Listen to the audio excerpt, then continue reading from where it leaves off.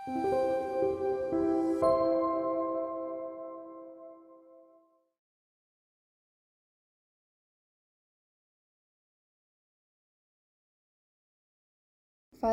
Rukun Negara. Assalamualaikum warahmatullahi wabarakatuh kepada rakan-rakan dan pensyarah yang kami hormati.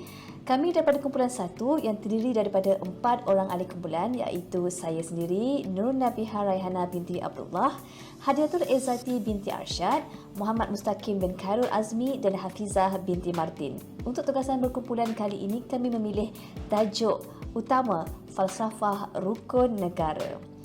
Justru izinkan saya untuk memulakan pembentangan ini bagi topik kecil pendahuluan dan latar belakang kajian.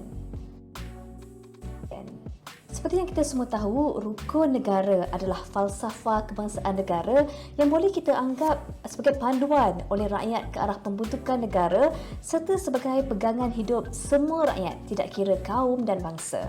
Ia berasaskan 5 prinsip yang berhubung dengan kehidupan masyarakat. Matlamatnya pula adalah untuk memperkasakan Malaysia sebagai sebuah negara kukuh dan mempunyai nilai kepelbagaian serta menjadikannya satu alat pembentukan negara. Selain meningkatkan perpaduan dalam kalangan rakyat, mengekalkan cara hidup demokrasi, mewujudkan masyarakat yang adil, pendekatan yang liberal terhadap adat dan kebudayaan dan membangunkan satu masyarakat progresif yang berlandaskan sains, moden dan teknologi, rukun negara juga menjadi paduan sosial dalam bentuk 5 prinsip berikut, iaitu kepercayaan kepada Tuhan, kesetiaan pada raja dan negara, keluhuran perlembagaan, kedaulatan undang-undang, kesopanan dan kesusilaan. Dari mana tercetusnya ideologi pembentukan rukun negara ini? Rukun negara tercipta ekoran daripada berlakunya peristiwa rusuhan kaum pada 13 Mei 1969 yang merupakan satu bukti berlakunya permusuhan kaum yang sangat dahsyat suatu ketika dahulu.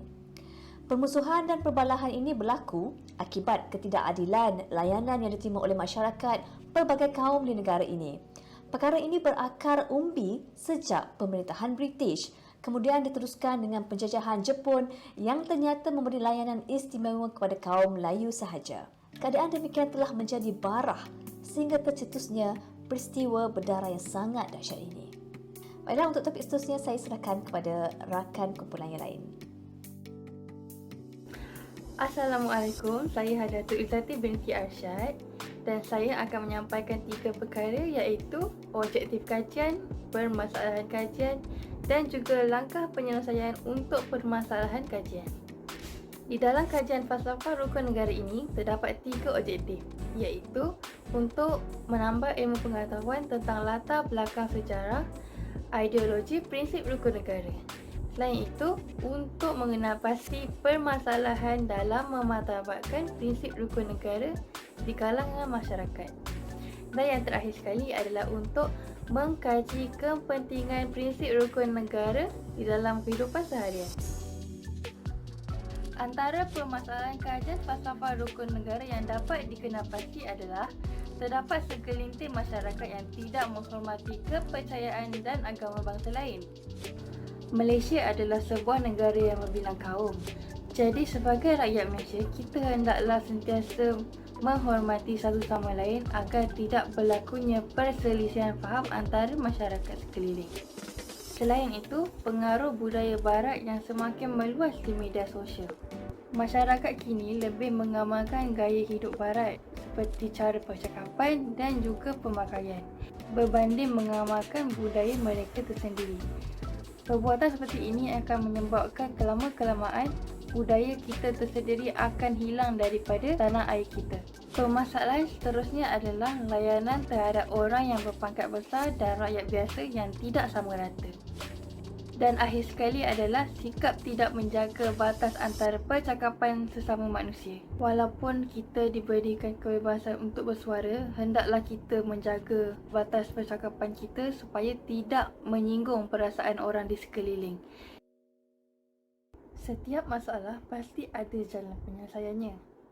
Antara langkah penyelesaian untuk masalah kajian falsafah rukun negara adalah memulakan didikan pada usia muda.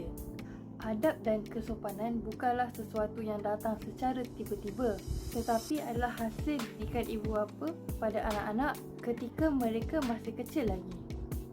Selain itu, dengan penyebaran maklumat yang berunsurkan perpaduan melalui seni perfilman. Sebagai contoh, filem bola-bola, sepet ataupun kongsi raya. Melalui filem-filem tersebut, masyarakat boleh sedar akan betapa pentingnya perpaduan di kalangan masyarakat. Langkah penyelesaian seterusnya adalah dengan menggunakan media sosial untuk menyebarkan maklumat tentang ilmu-ilmu sejarah. Di internet seperti YouTube, Twitter, Facebook, terdapat tenaga pengajar ataupun masyarakat Malaysia yang sering mengongsi ilmu pengetahuan tentang sejarah maupun ilmu-ilmu lain. Dari situ, kita dapat mengingatkan masyarakat akan sejarah yang mereka lupa kerana kebanyakan masyarakat berhenti mempelajari tentang ilmu sejarah apabila mereka tamat saja daripada zaman persekolahan. Dan akhir sekali adalah dari dorongan pihak kerajaan dalam membantu mengeratkan kembali perpaduan masyarakat. Sebagai contoh, dengan menganjurkan kempen-kempen yang berunsurkan perpaduan rakyat. Itu sahaja dari saya dan beralih pula kita ke ahli kumpulan seterusnya. Saya Hafizah binti Martin daripada kumpulan 1. Topik yang akan saya ketengahkan pada hari ini adalah persoalan dan kepentingan kajian rukun negara. Terdapat banyak persoalan yang telah diketengahkan selama kajian rukun negara ini dijalankan. Apakah segala persoalan ini akan terungkai dan segala objektif matlamat akan tercapai? Persoalan pertama adalah bagaimana kajian di dalam rukun negara ini dapat mencapai perpaduan yang lebih erat di dalam masyarakat Malaysia. Semua rakyat hendaklah mendukung cita-cita untuk membentuk satu bangsa dan negara di mana ahli-ahli masyarakatnya menganggap diri mereka sebagai rakyat Malaysia tanpa mengira kaum dan kepercayaan masing-masing. Keadaan ini akan bertambah rumit kerana wujud ketidakseimbangan ekonomi antara kaum. Sesungguhnya wujud unsur-unsur perbezaan ini melalui rukun negara akan dapat membentuk satu bangsa yang bersatu padu di mana semua rakyat tanpa mengira kaum mempunyai semangat kesetiaan dan perasaan cinta terhadap negara.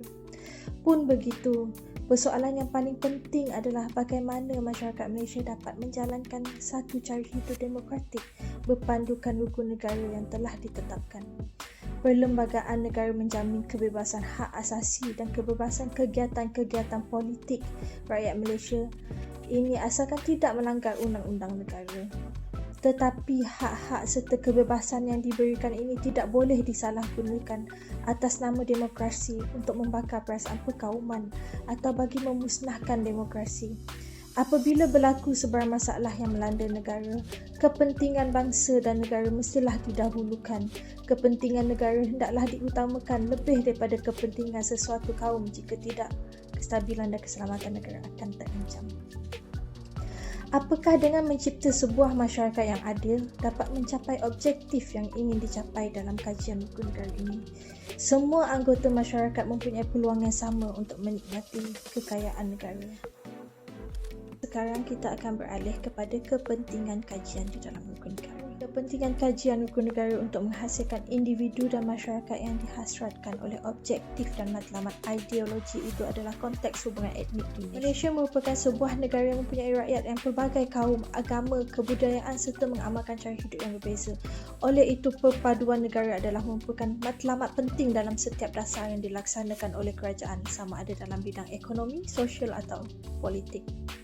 Tanpa perpaduan, negara akan terdedah kepada pelbagai ancaman dan kelemahan. Ancaman dan kelemahan ini boleh mengakibatkan kedaulatan negara terjejas dan berlaku huru-hara, rusuhan, pergaduhan dan sebagainya. Keamanan, kemakmuran dan kesejahteraan yang kita nikmati ini tidak mampu bertahan sekiranya rakyat tidak bersatu dan tidak memberi kerjasama kepada kerajaan. Kita harus menyokong dan melibatkan diri dalam kegiatan yang boleh memupuk perpaduan. Kita jangan menyentuh kegiatan yang boleh menyinggung perasaan kaum lain. Tindakan ini boleh mengancam keamanan negara. Sekian, terima kasih daripada saya Hafizah binti Martin. Saya akan serahkan pembentangan topik seterusnya kepada rakan kumpulan yang lain. Saya Muhammad Mustaqim bin Khairazmi. Seterusnya, saya akan membentangkan tajuk untuk dan konklusi bagi topik kami pada kali ini iaitu falsafah rukun negara. Falsafah rukun negara ini menekankan kepada aspek rohani kerana tingkah laku manusia akan dipengaruhi oleh perasaan dalaman manusia itu sendiri yang melibatkan emosi, kendiri dan penanggulan strategi. 5 prinsip tersebut iaitu kepercayaan kepada Tuhan, kesetiaan kepada raja dan negara, keluhuran perlembagaan, kedaulatan undang-undang, kesopanan dan kesusilaan berkait rapat dengan fitrah manusia dan sistem yang mendisiplinkan diri manusia. Walau bagaimanapun, dalam merealisasikan perpaduan dalam kalangan masyarakat ini, terdapat satu cabaran dan permasalahan yang kami temui, iaitu masalah dalam memartabatkan rukun negara dalam diri masyarakat. Ini kerana sikap tidak acuh yang ditunjukkan oleh masyarakat dengan menganggap rukun negara ini sebagai satu usaha yang sia-sia menyebabkan usaha ini menjadi sukar untuk ditangani. Walaupun begitu, permasalahan tersebut juga boleh diatasi jika semua pihak memberi kerjasama yang terbaik dalam usaha ini, seperti ibu bapa memberi didikan dan pemahaman awal kepada anak-anak tentang pentingnya prinsip rukun negara bagi negara Malaysia. Didikan awal seperti ini sangat membantu kerana ianya bermula dari akal umbi dan peribadi seseorang manusia sangat mudah dibentuk sewaktu kecil. Bak kata pepatah, melentur buluh biarlah dari rebungnya.